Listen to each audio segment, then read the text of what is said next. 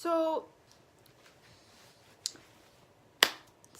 okay, I don't even know how to start this. Okay, so I'm poor and I needed money, and so I decided to sell this TV and let go because my mom got it from her friend, and she was just like, do you guys want a TV? Because I don't need it anymore, and it's brand new. She's like, whatever. And so I got the TV, and I've had it for a few months now, and I'm like, I really need money, so I just wanted to sell it. And I've had it under my bed, which is not really, it's not on the floor. Like, there's this, I see, if you can see, I have this thing under my bed, and it has a bunch of like miscellaneous stuff in it, like old clothes or whatever. And so I put the TV on top of there because I thought it would be safe right there. And so my house is really cold, and that's why I'm breathing like mixed with anxiety. I'm really cold and I'm really anxious right now. So whatever. I thought the TV would be safe right there. Okay, so as I was saying, yeah. So I decided to put my TV on Let Go, the selling app, and so I put it on there literally like 3 days ago, and then I only got like a few messages. I got like one message, and it was in Spanish, and so when I replied in English, they never replied. And so this other guy messaged me today, and he was like, is it still available? And I said, yeah. And then he put it again, is it still available? And I put, yes. And then, anyway, we just talked back and forth, and then we decided, I had it at $100, and he haggled me down to 75. And then I was like, whatever, 75 is fine. And then, because I got the TV for free, so it doesn't matter. And so, we agreed, okay, he's gonna come buy it. Hold on.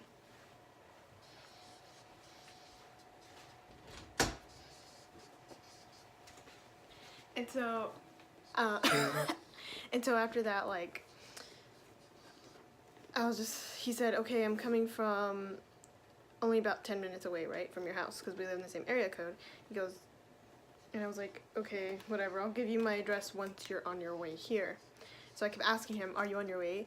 And he was like, he wouldn't reply. And then finally, like 30 minutes later, after he said, can I come now? No, he said, can I come now? And I said, yes. And then literally he didn't come till 30 minutes later, and he was like, I'm on my way. Then it only took him a few minutes to get to my house. So then finally he comes, and then he just looked like, I mean, he was just like an older man, like kind of scary looking and a glass eye. And he was wearing a black sweater, and he had like his hands in his pockets walking up like this.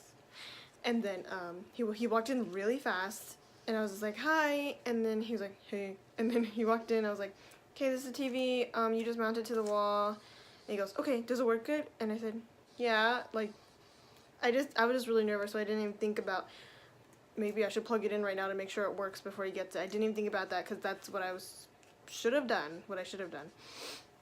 And then he leaves, and they were like, he's gone. I have my money, he's gone.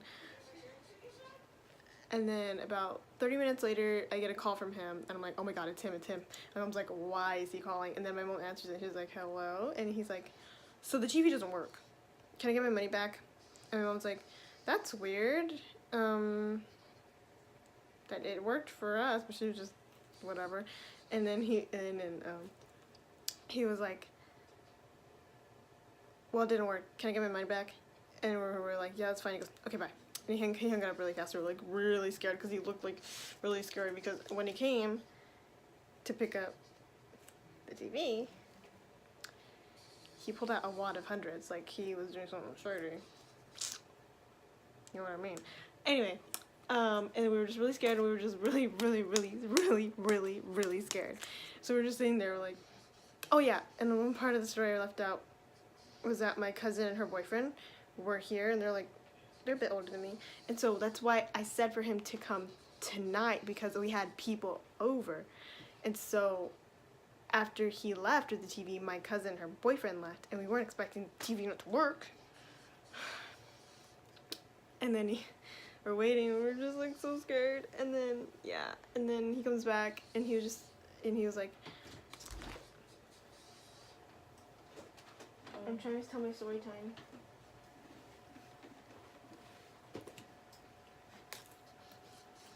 Oh, about what happened tonight? Yeah. Okay. And then after that,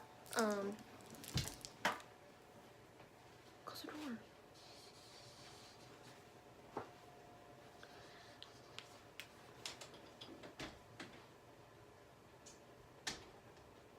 Anyways, so he comes up on the porch. My mom's waiting out on the porch, and he's like, I was like, oh, you could set it there on the little nightstand that we had outside. And he was just like, and I was like, I'm sorry. And then he plugs it in. He goes, oh, can I plug it in here? And so he plugs it in and he shows us, and it's all like literally like all broken on the inside. Like on the outside it's perfectly fine, but on the inside, like it's like someone stepped on it and then like the inside screen cracked. And we're like, we didn't know that. Like we are the dumb ones here.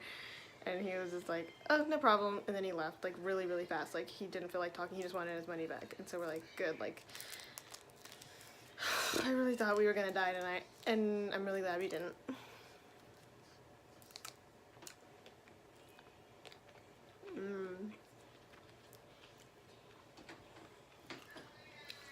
Anyway, I'm still kind of shook up about it, even though it happened about 2 hours ago. It was really scary. Are you done? And that's basically the whole story.